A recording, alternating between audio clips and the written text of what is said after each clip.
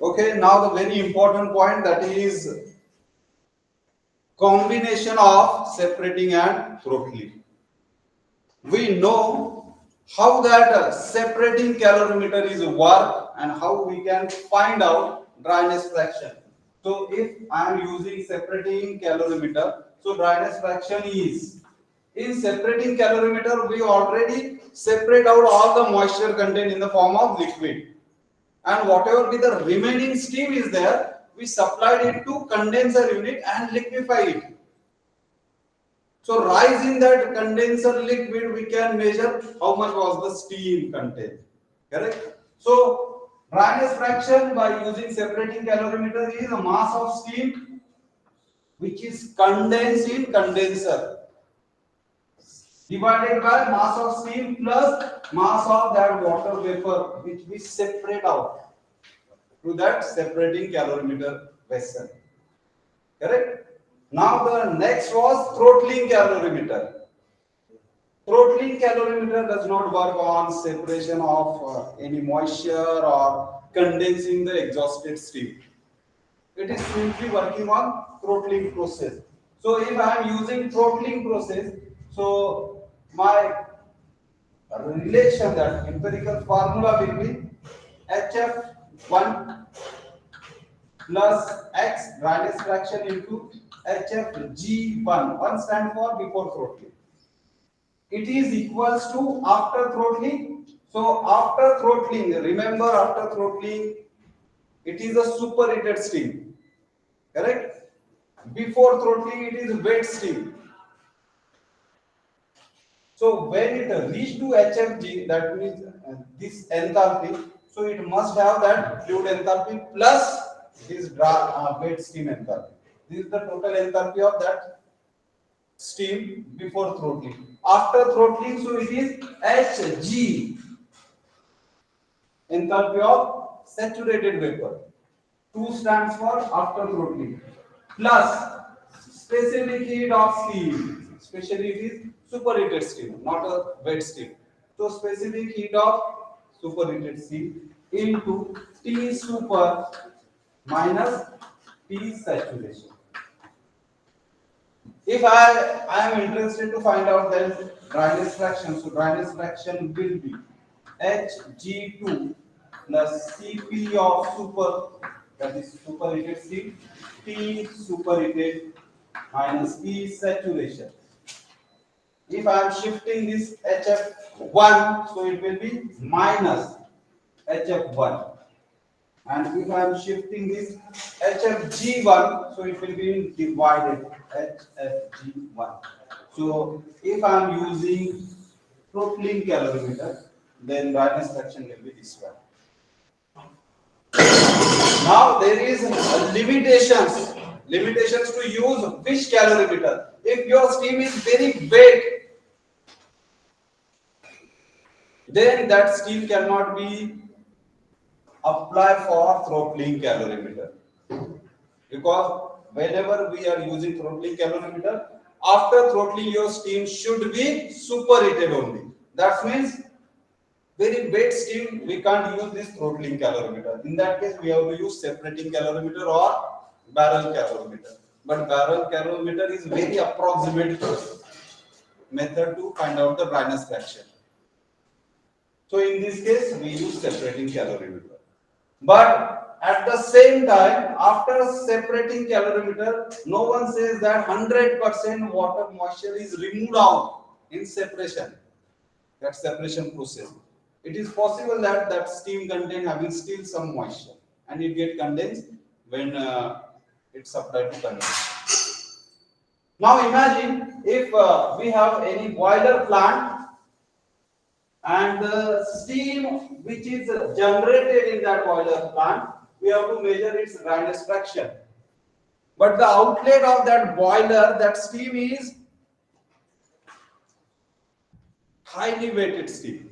That means dryness fraction is very less. So in that case, we can't use that barrel because it is very approximate method. We have to use separating If we are using separating, then also our dryness fraction is not that much correct, because still outgoing steam having some moisture. So in that case, we have to use separating and throttling in combination. So what is the combination situation? So suppose there is steam main. Steam main means that is a main steam supply pipe. We have a sampling tube.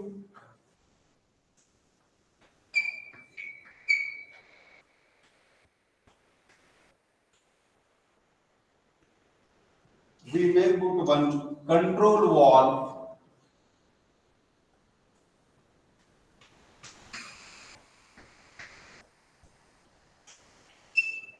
So we can control the total supply of steam. What is the sample? Maybe 10 minutes we are allowing steam, that's means 10 minutes whatever be the flow of steam is our sample. Correct? So control valve, then after control valve we have to measure the pressure of that steam which is entering to separating calorimeter. So we will put one pressure gauge.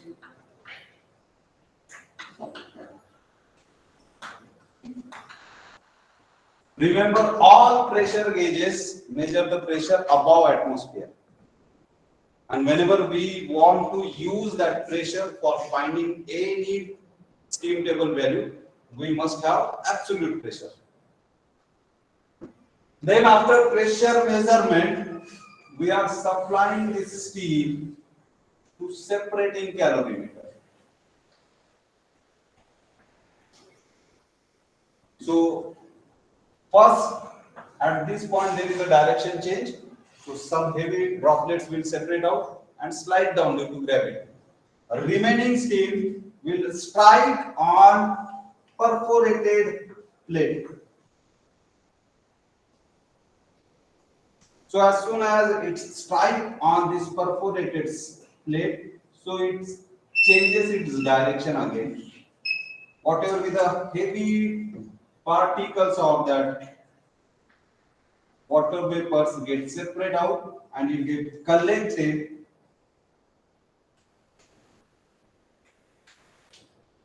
in an inner barrel or inner vessel, and we are saying this is the condensed or separated moisture.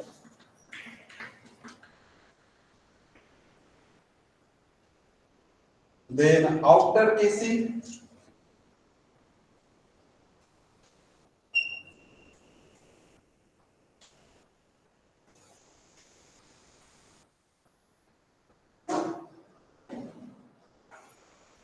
now in regular basis, after this we are putting one condenser and whatever with the exhausted steam, after removal of moisture, we are condensing. So this will be a mass of water, and whatever will be the condensed part is mass of steam. And with the help of that formula, dryness fraction, mass of steam divided by mass of steam plus mass of water. So we get the dryness fraction. But in this now, in a combination, we are not directly condensing this. Our calorimeter is not allowed to exhaust that steam into a condenser. So whatever with the steam remove out after separation of moisture or water particles, it is enter into outer casing, outer vessel. Outer vessel is then connected to throttling apparatus. From this point we can remove out the condensate or the separation of water. We can say this is a mass of water. Just take in a beaker and wet it, so we come to know that how much is the separated water from that wet steam. But it is very wet steam, so some water gets separated, some moisture gets separated, but still whatever the steam is there, it having still some water content. So this again, this is a moist steam, it having a moisture content. This steam is then supplied to throttling calorimeter through throttle wall. This is throttle wall.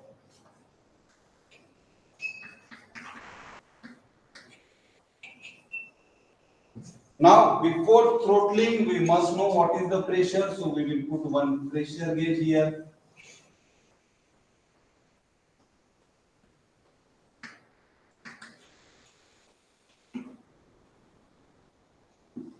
After this, we have to supply this steam after throttling to inner vessel where we put one thermometer. So this thermometer will read what is the temperature of this steam which is entering into throttling calorimeter. When steam is entering into this throttling calorimeter, second it will enter into inner vessel. No doubt steam is a superheated condition, so we don't observe any water droplet separation. If there is any water droplet separation, then this water separation and this water separation will be the moisture content. After this, we have an outer casing.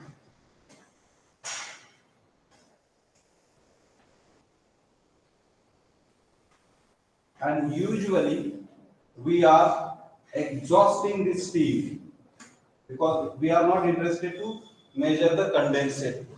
We just use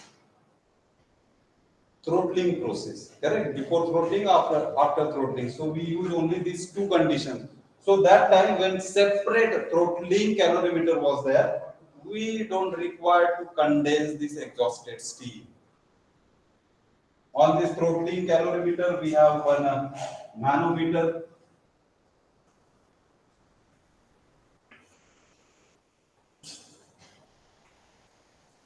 No doubt, after throttling still, the pressure is higher than your atmospheric, so manometer will shows positive pressure. So here we can measure throttling. Suppose this is after throttling and this pressure is measuring before throttling.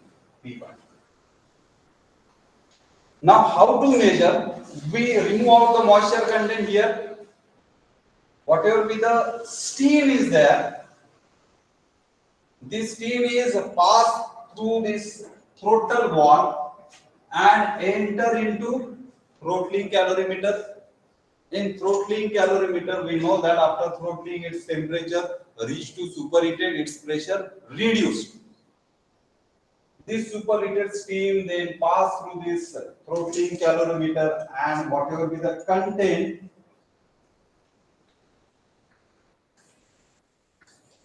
we have to condense it. So this outlet of throttling calorimeter, this time we are sending the steam into condenser unit. Condenser unit having its known quantity of water with known temperature,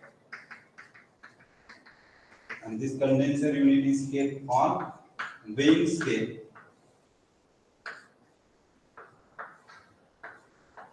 So with the help of weighing scale, we come to know what is the weight difference. So this is weighing scale.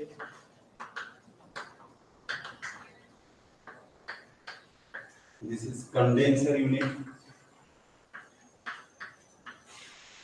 So whatever be the exhausted steam, when enter into this condenser unit and during passing through this water, it get condensed, liquefied. Steam get converted into liquid, and we observe there is a rise in water level. But this rise in water level is due to condensation of your mass of steam. So before starting experiment, we come to know that what is the weight of this condenser unit and water. Suppose 1 kg. After end of our experiment, we observe water level is rise in condenser, and we observe that there is change in weight, suppose 1.5. So 0.5 kg is the weight of steam condenser. If there is any separation of moisture here, so we can drain out this moisture again. So this moisture content plus this moisture content will be mass of water, and this will be mass of steam in that case. But most probably we don't get any liquid particle in throttling. So we are assuming there is a superheated steam, it is traveling, and then in last we are condensing it. So condenser part is not attached to separating calorimeter in this case. Clear? Now here, by using this first part, calorimeter, separating calorimeter, we have to calculate dryness fraction. So dryness fraction for this stage x1, it will be mass of steam divided by mass of steam plus mass of water. Mass of water here, mass of steam this one. So total steam which is exhausted from separating calorimeter get condensed. Then we come to know what is the mass of steam, and the separating water content we come to know what is the mass of water. So from this dryness fraction for this stage 1, when this steam is entering to throttling calorimeter, that is stage 2, in that case throttling process will be there. So in throttling process we have to find out x2, and for this we will assume that the relation during throttling process enthalpy remain same.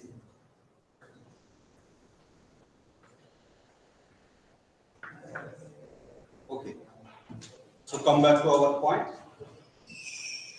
First part, separating calorimeter, we come to know dryness fraction x1, ms upon ms plus mw. Throttling part, we using the enthalpy before throttling is equal to enthalpy after throttling. From this we come to know that x2 is the dryness fraction measuring throttling part. It is equals to Hg2 plus Cp of superheated steam into bracket T super minus T saturation minus HF1 divided by HFG1. Now we have two dryness fraction. First part x1, second part x2. Now what is the exact actual dryness fraction of our main stream? Is so dryness fraction of main steam x is calculated as a product of x1 and x2.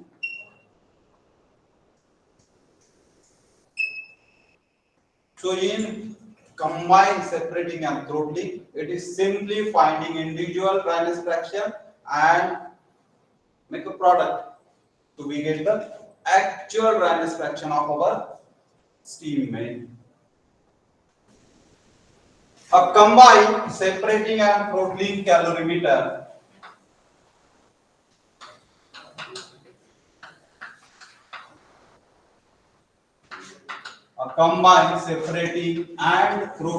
calorimeter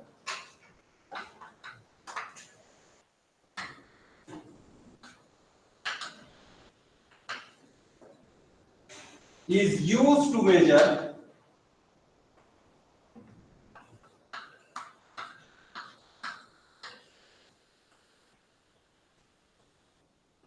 dryness fraction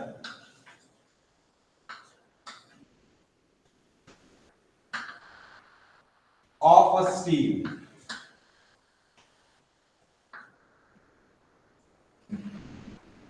The following observations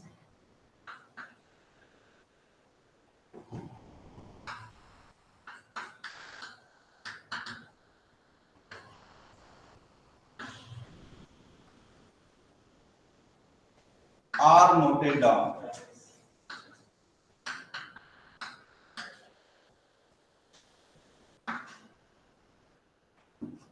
So total mass of wet steam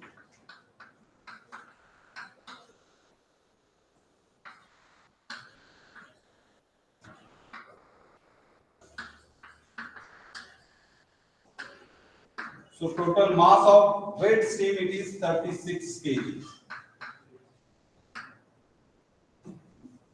Separated moisture from steam. So mass of moisture separated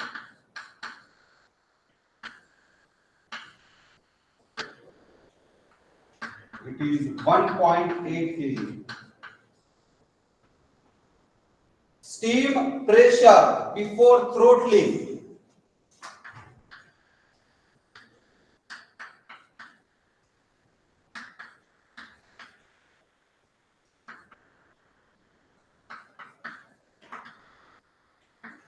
It is given 12 bar.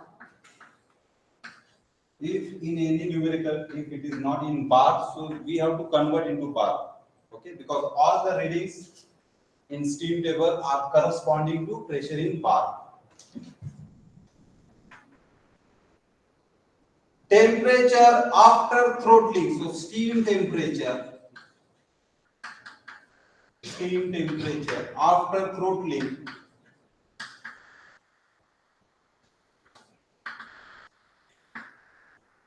it will become 110 degrees centigrade.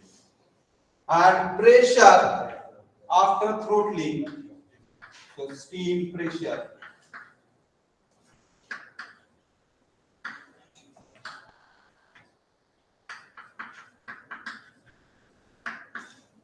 after throttling it is 1.013 bar. So many times it is given that atmospheric. So what is the atmospheric pressure? So in bar it is 1.013 bar. Specific heat of superheated steam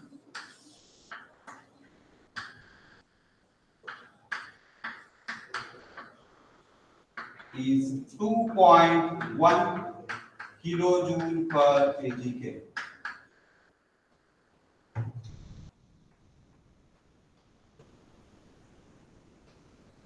Find the actual dryness fraction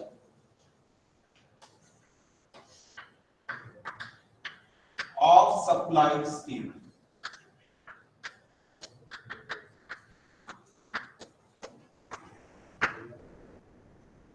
So this is the complete statement given. A combined separating and throttling calorimeter is used to measure the dryness fraction of steam. The following observations are noted down. Total mass of wet steam. Total mass of wet steam. So it is nothing but mass of steam plus mass of water. It is 36 kg.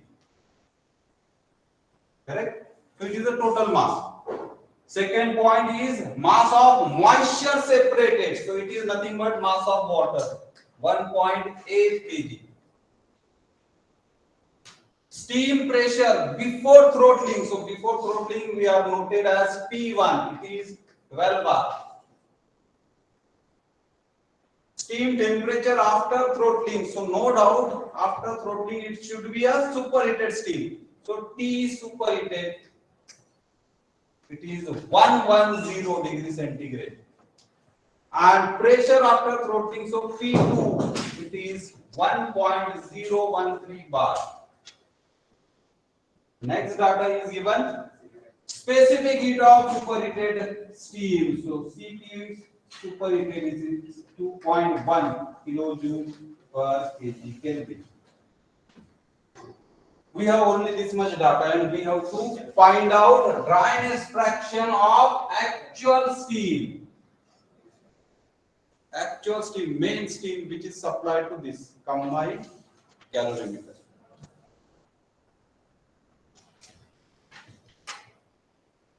So this is our given data and we are interested to find out the actual dryness fraction of that steam which is supplied to this combined calorimeter.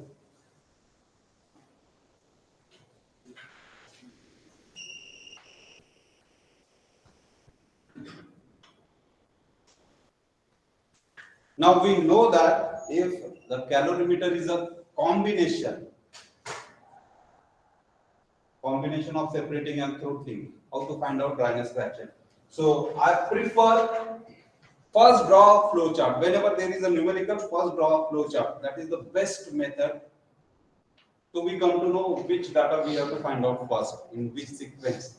So whatever be the given data, start from last point. What is your intention? Intention is to find out X dryness fraction. Flow chart. It is a combination calorimeter. So dryness fraction will be x1 into x2. x1 belongs to separating parts. So x1 will be mass of steam upon mass of steam plus mass of water. Mass of steam and mass of water is given. Already it is given. Mass of water is given. So if I am interested to find out x1, I require mass of steam separate. In combination, it is given 36. Mass of water 1.8. So I must know what is the mass of steam. So for this, I must know mass of steam. Mass of steam is nothing but, how you are going to calculate? Yes. So total mass minus mass of water. So it is given that mass of steam plus mass of water is 36. If I put the value of this 1.8, so from this I come to know what is the mass of steam. If once I come to know what is the mass of steam, so it is become easy to calculate x1. Correct? So I have to solve in reverse direction. If I am interested to calculate x1, so what is my first step? First step is find out mass of steam. How mass of steam? So mass of steam plus water is 36. I will put mass of water 1.8, then calculate mass of steam. Once mass of steam is given, so calculate x1. Now second step. Second step, I have to calculate x2.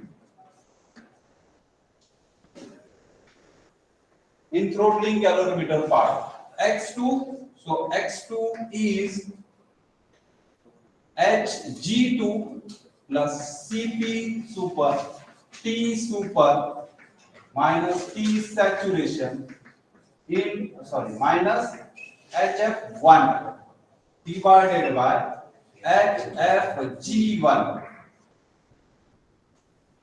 Unless I have both the values x1 and x2, I am unable to calculate the dryness fraction of actual steam. Imagine, suppose you have limited time, last 10 minutes, and you just complete this part. Then also you are going to score something. If it is a 6 marks, so at least 2 to 3 marks is secure. Even though you are not completing your complete problem, but step wise, value wise, you score at least 2 to 3 marks. So it is never 0. Directly it is never 0. Now the second part, for this T super, it is given. So this value is given. Cp of super, it is given. For x2, we must know Hg2, T saturation, HF1 and HFG1. Now this 1 stands for before throttling. Before throttling, what is the pressure? So before throttling, so at P1, 12 bar, we have to use steam table. So from steam table, we have to find out corresponding HF1 value and HFG1 value. Once I have both the value, then I am interested to find out Hg2 T saturation. Then at pressure P2, it is given 1.013 bar. So from steam table corresponding to this pressure, I must find out what is the T saturation and Hg. If I have these two values, then all the values are known. simply the calculation part remains. So after calculation, I come to know what is the value of x2. Is it possible? So let us see the steam table values.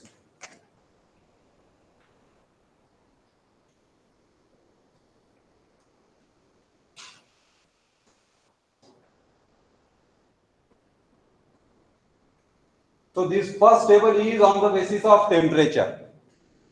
But we have a pressure values, so corresponding pressure we have to find out all these points. So we will move on to table 2.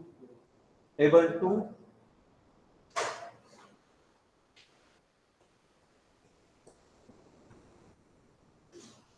Table 4, table 3, table 2. So table 2 corresponding to pressure.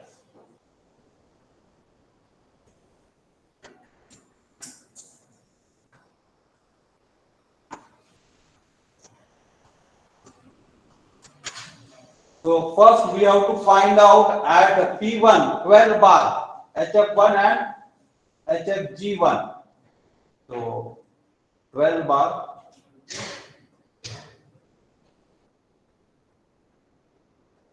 This is 12 bar pressure, correct? First is temperature, then specific volume. Next to that, this is HF1 798.4. Corresponding to 12 bar, HF1 is 798.4. And HFG1 1984.3. Other data we don't require. Next, corresponding to P2 pressure. So HF1 798.4, HFG1 1984.3. Now corresponding to second, that is P2 1.013, that is atmospheric pressure. So 1.013, it is here 1.013. For this, we must know what is saturation temperature. First column belongs to saturation temperature, this T saturation. So 1.013 pressure, saturation temperature is 100. T saturation 100. Next data, Hg. So this is HF, HFG, this is Hg, 2676 kilojoule per kg. So Hg is 2676 kilojoule per kg. Now calculate it. Temperature is 100, T saturation. Writing direct values. So P1 pressure 798.4 kilojoule per kg and 1984.3. This is 100 degrees centigrade. And Hg 2676 kilojoule per kg.